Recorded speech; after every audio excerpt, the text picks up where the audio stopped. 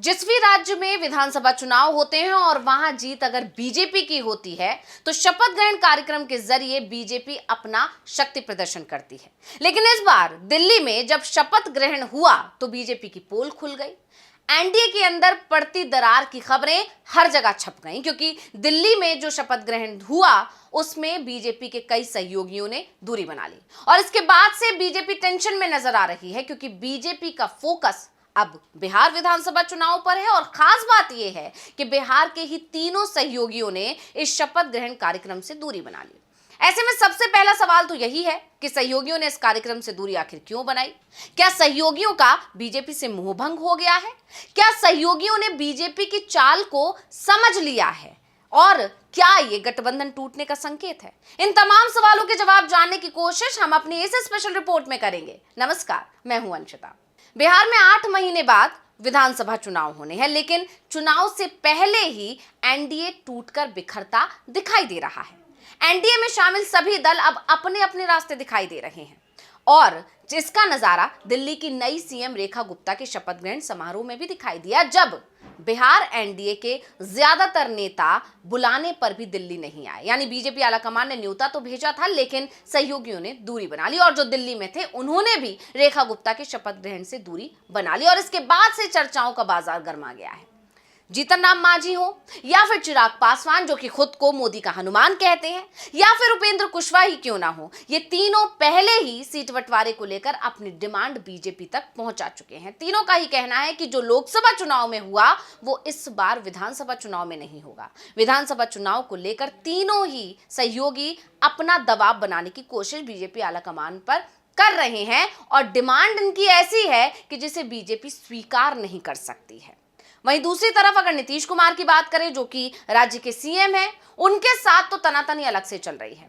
Seat बंटवारे को लेकर तो है ही, उसके साथ उनका जो पेच फंसा हुआ है नीतीश कुमार का, वो तो सीएम फेस को लेकर फंसा हुआ है। यानी बिहार एनडीए में खींचतान मची हुई है और उसका असर दिल्ली में जब बीजेपी की सीएम रेखा गुप्ता का शपथ कार्यक्रम हो रहा था उस कार्यक्रम में भी दिखाई दी।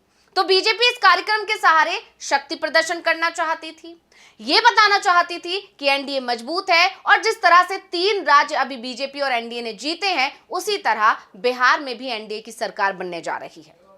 और इसके लिए ही बिहार के सहयोगी दलों को भी इस कार्यक्रम में बुलाया गया था और बीजेपी का शक्ति प्रदर्शन हो सके, इसके लिए तीनों सहयोगियों का इस कार्यक्रम में मौजूद होना बेहद जरूरी भी था। लेकिन शक्ति प्रदर्शन की जगह एनडीए की फूट खुलकर सामने आ गई। दिल्ली में शपथ ग्रहण समारोह के दौरान मंच पर बिहार के 3 बड़े नेताओं की गैर मौजूदगी हैरान कर गई। बिहार सीएम नीतीश कुमार और केंद्रीय मंत्रियों में से चिराग पासवान और जीतन राम मांझी का ना पहुंचना सियासी चर्चा का विषय बन गया। आप जानते ही हैं, बिहार में इसी साल के आखिर में चुनाव होने हैं। विपक्षी आरजेडी ने इसी बात के आधार पर तमाम तरह के दावे ठोक दिए। उन्होंने दावा तक कर दिया कि एनडीए एकजुट ही नहीं है। उन्होंने सवाल यह भी कर दिया कि आखिर नीतीश, चिराग और मांझी गुरुवार को दिल्ली क्यों नहीं गए, यानी शपथ ग्रहण कार्यक्रम में दिल्ली क्यों नहीं पहुंचे। यही नहीं, आरजेडी के प्रवक्ता नवल किशोर ने सियासी घटनाक्रम पर कहा कि क्षेत्रीय दल बीजेपी से डरे हुए हैं कि नीतीश कुमार का हाल महाराष्ट्र के एकनाथ शिंदे जैसा ना हो जाए। बीजेपी छोटी छोटी पार्टियों को खत्म करने की रणनीति पर काम कर रही है, यानी कि बीजेपी छोटी छोटी पार्टियों को निपटा देगी और ये डर सहयोगियों के अंदर अब बैठ चुका है। विपक्ष ये भी कह रहा है कि बीजेपी दिल्ली में शपथ ग्रहण समारोह को एनडीए की ताकत के तौर पर दिखाने का प्रयास कर रही है, जबकि सच्चाई ये है कि बिहार में जहां विधानसभा चुनाव होने वाले हैं, वहां के बीजेपी के अपने सहयोगी दल जैसे कि नीतीश कुमार दिल्ली में शपथ ग्रहण समारोह में नहीं आए। उन्होंने अपनी जगह ललन सिंह और संजय झा को भेज दिया। इसी तरह केंद्रीय मंत्री चिराग पासवान वो भी मौजूद नहीं रहे। केंद्रीय मंत्री जीतन राम मांझी भी कार्यक्रम में नहीं पहुंचे और यही एनडीए की सच्चाई है।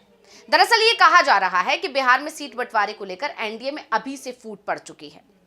नीतीश कुमार प्रगति यात्रा को 2 दिन के लिए स्थगित कर सकते हैं, दिल्ली भी आ सकते हैं, लेकिन बीजेपी के कार्यक्रम में शामिल होने के लिए उनके पास समय नहीं होता है। कहते हैं कि प्रगति यात्रा है, गया में प्रगति यात्रा निकालनी है, इसलिए नहीं आ पाएंगे। बीजेपी के नेताओं से मिलने के लिए भी उनके पास समय नहीं है। वो दिल्ली आते हैं, अपने पीएसओ के बेटे की शादी में शामिल होते हैं और वापस बिहार चले जाते हैं। पीएम मोदी से मुलाकात नहीं करते, जेपी नड्डा से मुलाकात नहीं करते।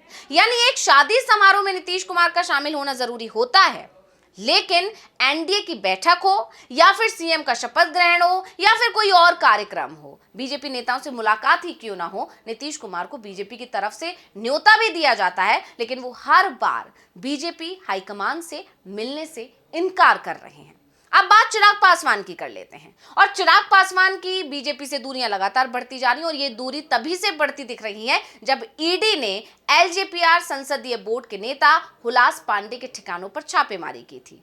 और छापेमारी क्यों की थी, इसकी वजह भी आप जानते ही हैं, क्योंकि चिराग पासवान के तेवर कुछ तल्ख दिखाई दे रहे थे। चिराग पासवान पिछले दिनों काफी मुखर नजर आ रहे थे, एनडीए सरकार के फैसलों के खिलाफ बोल रहे थे और इसी वजह से उन पर कहीं ना कहीं दबाव बनाने के लिए छापेमारी की गई थी।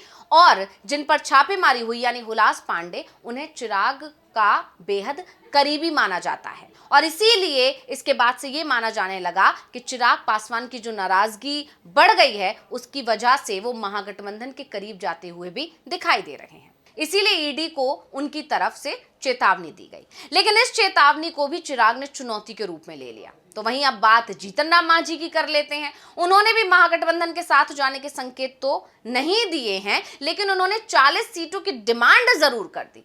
उन्होंने बीजेपी की चिंता को बढ़ा दिया और मांझी ने यह भी साफ कर दिया कि इस बार उनकी डिमांड को बीजेपी हल्के में नहीं ले।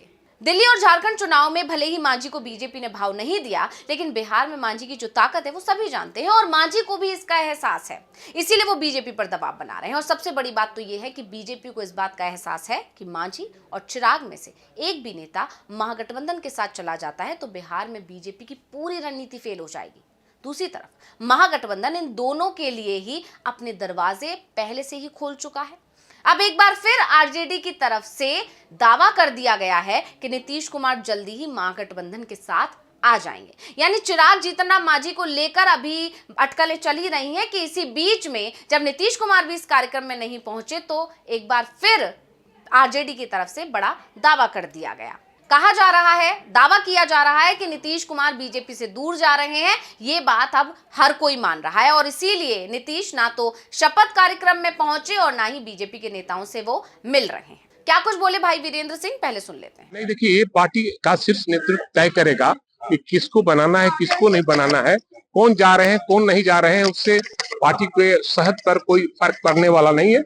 लेकिन जगदा बाबू हमारे राष्ट्रीय जनता दल के नेता हैं और वो हमारे साथ हैं, आगे भी हमारे साथ हैं, हम साथ रहेंगे। इंडिया गठबंधन है और महागठबंधन है और गठबंधन के तहत ही चुनाव लड़ा। कौन क्या करता है वो शीर्ष नेतृत्व नहीं है। नीतीश कुमार जी तो हमारे साथ आने वाले हैं, तो कहाँ से जाएंगे वहां पे। बता दें कि कोई पहली बार नहीं है। इससे पहले 26 दिसंबर 2024 को भी भाई वीरेंद्र ने ऐसा ही बयान दिया था। उन्होंने कहा था कि नीतीश कुमार जल्दी ही महागठबंधन के साथ जाएंगे। उनका मन एनडीए में नहीं लग रहा है। वैसे भी सियासत में कब क्या हो जाए कुछ कहा नहीं जा सकता। यहाँ कोई स्थायी दुश्मन और कोई स्थायी दोस्त भी नहीं होता। नीतीश और लालू के रिश्ते तो पहले से ही अच्छे रहे हैं। ऐसे में नीतीश ज्यादा दिनों तक बीजेपी के साथ नहीं रहेंगे। यानी भाई वीरेंद्र के बयान को सीधे सीधे नीतीश कुमार को महागठबंधन की तरफ से दिए गए न्योते के तौर पर माना गया था। लेकिन जब जेडीयू के अंदर ये सुगबुगाहट शुरू हुई कि जो बात भाई वीरेंद्र बोल रहे हैं वो उनके निजी विचार हैं या फिर आरजेडी के हैं, तो इसके 5 दिन बाद ही लालू यादव ने मीडिया के सामने आकर कह दिया कि हमने नीतीश कुमार के लिए अपने दरवाजे खोल दिए हैं, अब नीतीश कुमार को भी अपने दरवाजे खोल देने चाहिए। नीतीश कुमार साथ में आए और काम करें। अगर वो आते हैं तो हम उन्हें साथ में क्यों नहीं लेंगे, जरूर साथ लेंगे। लेकिन लालू यादव ने नीतीश कुमार की सीएम दावेदारी पर कुछ भी साफ नहीं कहा था और इसी के चलते नीतीश कुमार ने लालू के न्योते को ठुकरा दिया था। लेकिन अब एक बार फिर से भाई वीरेंद्र की तरफ से नीतीश को न्योता दिया गया है और दावा किया गया है कि 1-2 दिन में लालू यादव की तरफ से भी इसे लेकर कोई बयान सामने आने वाला है, क्योंकि ये कहा जा रहा है कि भाई वीरेंद्र ने जो बयान दिया है वो लालू यादव के इशारे पर ही दिया है। यानी गेंद एक बार फिर नीतीश कुमार के पाले में है। ऐसे में बिहार की सियासत में आने वाले समय में बड़ी उथल पुथल मचती दिखाई दे रही है। अब नीतीश क्यों नहीं पहुंचे शपथ ग्रहण कार्यक्रम में, इसको लेकर सवाल तो उठ रहे हैं और इसका जवाब भी कहीं ना कहीं भाई वीरेंद्र सिंह ने दे दिया है। लेकिन इसके साथ चर्चा ये भी चल रही है कि नीतीश कुमार की पार्टी की तरफ से कम केंद्रीय मंत्री ललन सिंह और जेडीयू के कार्यकारी अध्यक्ष संजय झा को तो भेजा गया, लेकिन चिराग पासवान और जीतन राम मांझी ने अपनी पार्टी की तरफ से इस समारोह में शामिल होने के लिए किसी भी नेता को नहीं भेजा। और इसके बाद से ही एनडीए में छिड़ा घमासान सबके सामने खुलकर आ गया है और बीजेपी का शक्ति प्रदर्शन की पोल खुल गई है। तो रिपोर्ट आपको कैसी लगी हमें कमेंट करके अपनी राय जरूर दीजिएगा। इसी के साथ मुझे दीजिए इजाजत, देखते रहिए डीवी लाइव। नमस्कार।